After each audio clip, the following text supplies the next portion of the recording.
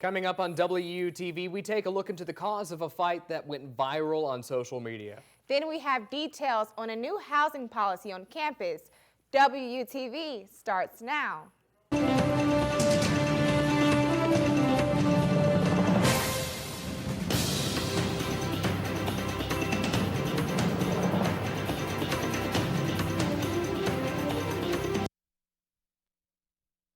I'm Bodie Brooks. And I'm Georgia MacArthur. Our top story today, WUTV News anchor Bodie Brooks dives into details about a fight that took social media by storm. Bodie, tell us more. Thank you, Georgia. Carrollton police are defending their actions after controversial videos went viral of officers arresting people in downtown Carrollton. I sat down with Carrollton Police Captain Shannon Cantrell to talk more about how authorities handled the situation. Adamson Square, calm and peaceful. The night of August 30th, a different scene. Videos flooded social media of Carrollton police officers tackling college-age people to the ground, being shared more than 1.8 thousand times and receiving over 100,000 views. University of West Georgia students say it may have been too much.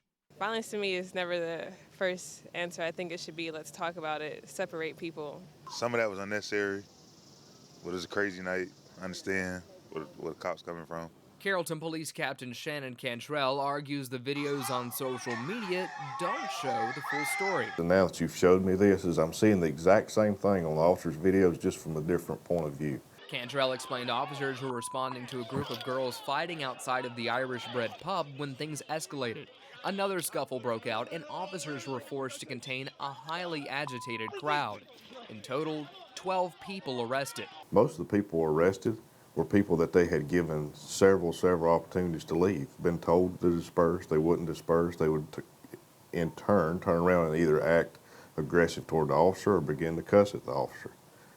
That's usually when they were arrested. To Cantrell, the incident is just a bump in the road. A college atmosphere, you may have an incident like this a couple times a year, but it's handled appropriately, it's dispersed, everybody goes about their way. Reporting for WUTV, I'm Bodie Brooks. Thank you, Bodie. Housing and Residence Life is taking new steps to keep students safe in Residence Hall.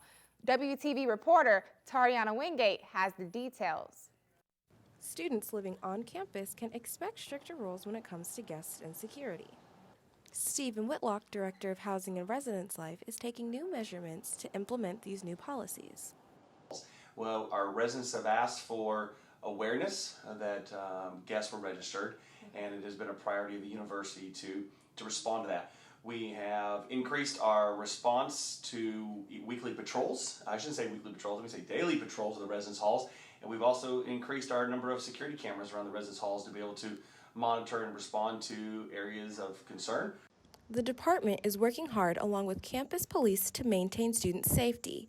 Resident assistants go through multiple training sessions to handle different situations and are required to do an ID check at all entrances. But this year we brought in Chief Tom Sacenti, and he not only did de-escalation techniques, we also did some active shooter training with our RAs this year.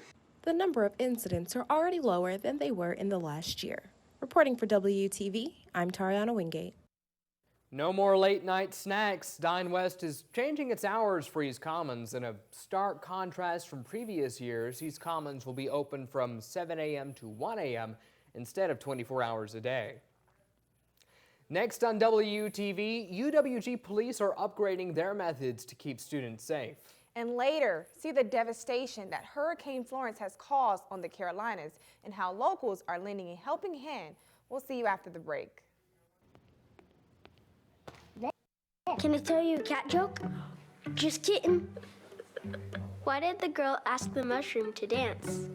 Because he was a fun guy. What do you call a pig that knows karate? Pork chop. So how does a tissue dance? Put a little boogie on it.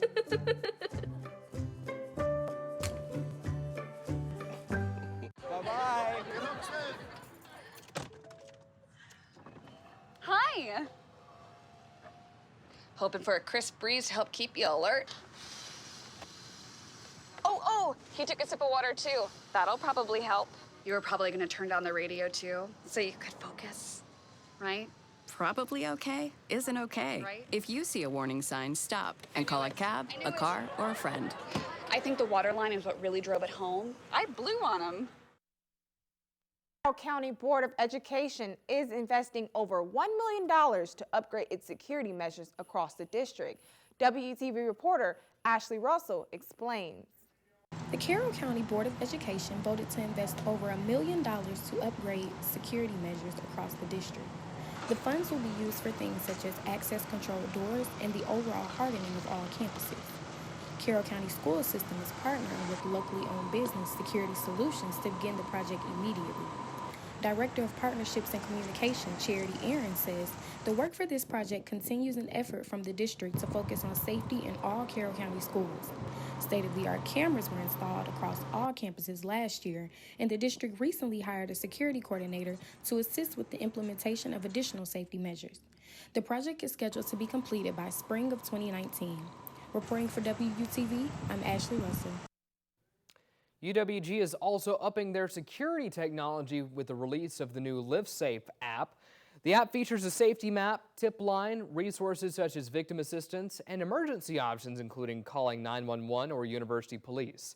LiveSafe also has a feature that allows the user to share their intended location with a friend, and that friend is able to watch them travel to their destination. Criminal investigator and patrol officer Jeffrey Flower says he really encourages students to download the app because it is a useful tool for quick communication between university police and students. UWG aims to be more environmentally conscious. This year, with the help of local Carrollton Community Group, WTV Samari Williams has more.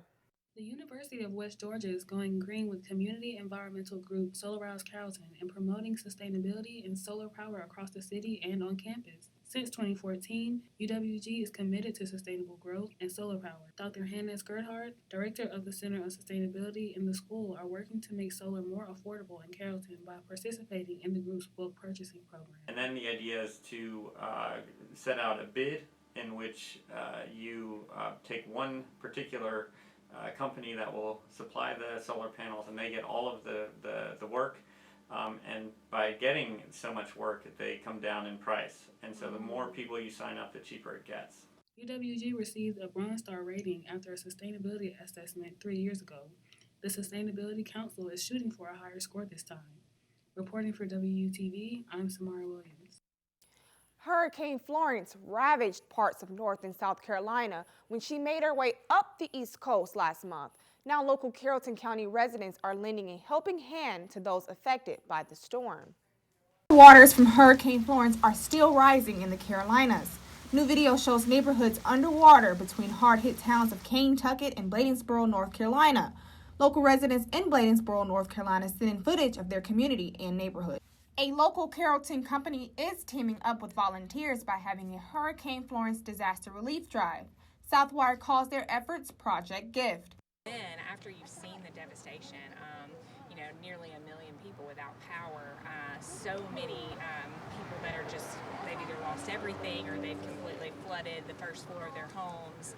Their mission is to lend a hand to those facing hard times. A Southwire volunteer and employee explains why she chose to help out. I have several facilities in North Carolina and people in South Carolina too that have just been affected that we like to take care of our own, their family to us. The Southwire Hurricane Florence Disaster Relief Drive is collecting items like soap and toothpaste and other non-perishable food items that the local community can drop off.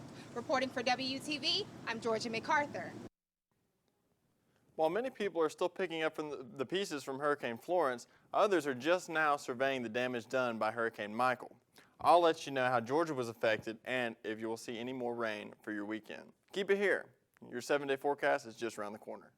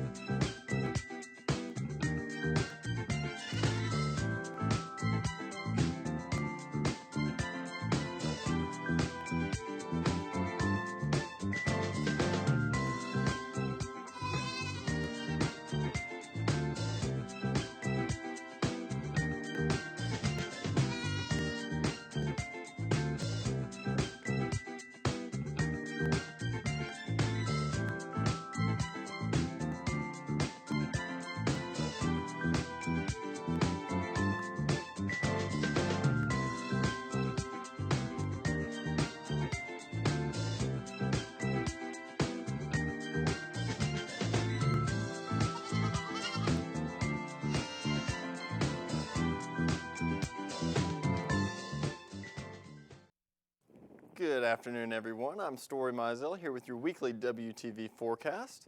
After a week of heavy rains, high winds, and plenty of lightning and thunderstorms from Hurricane Michael as it made its way up the Florida Panhandle and into Georgia, we're expecting a much more calm and pleasant week ahead for homecoming this week. We're starting to have much cooler weekly temperatures as we get deeper into October. Temperatures will remain in the 70s all week long during the day while dropping down into the low 50s in the evening hours. Here's a look at our 5-day forecast this week, and as you can see, much more comfortable, nicer temperatures than what we've had over the summer. These are some of the coolest temperatures we've had since May. As you can see on Monday, we have a high of 80, low of 75. Tuesday, Wednesday, Thursday, highs in the mid-70s, lows at night into the low 50s and high 40s, which will be very comfortable. And Thursday and Friday, temperatures in the low 70s and in the evenings in the low 50s as well. So that'll be really nice for our weekend this weekend and into next week. Next, we will have Tariana Wingate for sports. She will have all our highlights and news, so stick around. We will be right back. Thank you. I was 0.5 credits away from completing high school, and I didn't do it. My support team never stopped pushing for me to be better because they knew who I could become as a person.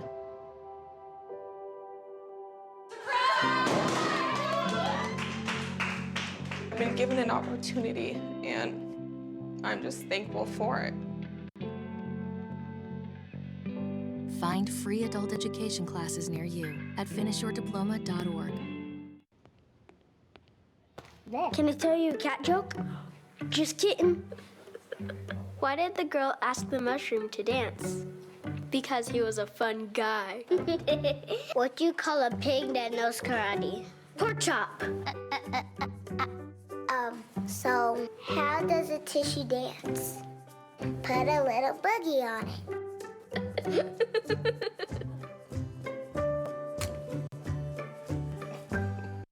Hello and welcome to WUTV Sports. I'm Tariana Wingate. West Georgia is halfway through the fall semester and all teams continue to prove their spot in the Gulf South Conference. The season is wrapping up with only 6 games left in the regular season for the UWG soccer team. The team's record is 4 wins and 6 losses total with a 4-3 record in the GSC. In their last game against the Valdosta State Blazers, it ended in a tragic loss where the Wolves were held scoreless. After suffering from back-to-back losses, the team is back in action on the road against Mississippi College and hope to improve their record in the GSC. The volleyball season is also coming to an end with only 2 games left in the season. The team is having a complete turnaround from last year, with their current record being 10-6 and 5-4 in the GSC. The Wolves had a great victory last week against the Union Bulldogs, where they won all 3 sets in the game. Junior setter Maddie Fleming had 34 assists in last week's game and now has almost 1,500 career assists. Fleming is set to move into the top 5 career assists at UWG this season. The West Georgia football team maintained their undefeated 6-0 record. Running back Devontae Jackson continues to make history as he broke the record for all-purpose yards a couple weeks ago during their winning game against Shorter. He is set to break the record for rushing yards within the next couple of weeks. The Wolves are tied for first in the GSC with their conference rival, Valdosta State, who is also undefeated. Although the Blazers are also undefeated, the Wolves are ranked higher up at 4th in the American Football Coaches Association Division II poll. In their last game against North Greenville, the Wolves were able to go for over 500 offensive yards for the 3rd time this season. The Wolves are scheduled to take on the West Florida Argonauts in Pensacola, but come home on October 20th for the homecoming game against West Alabama. That is everything that I have for you today. We'll be right back after this break. This is WTV. Let me tell you about the toughest guy on earth. He does the work of 2 jobs, but only gets paid for one.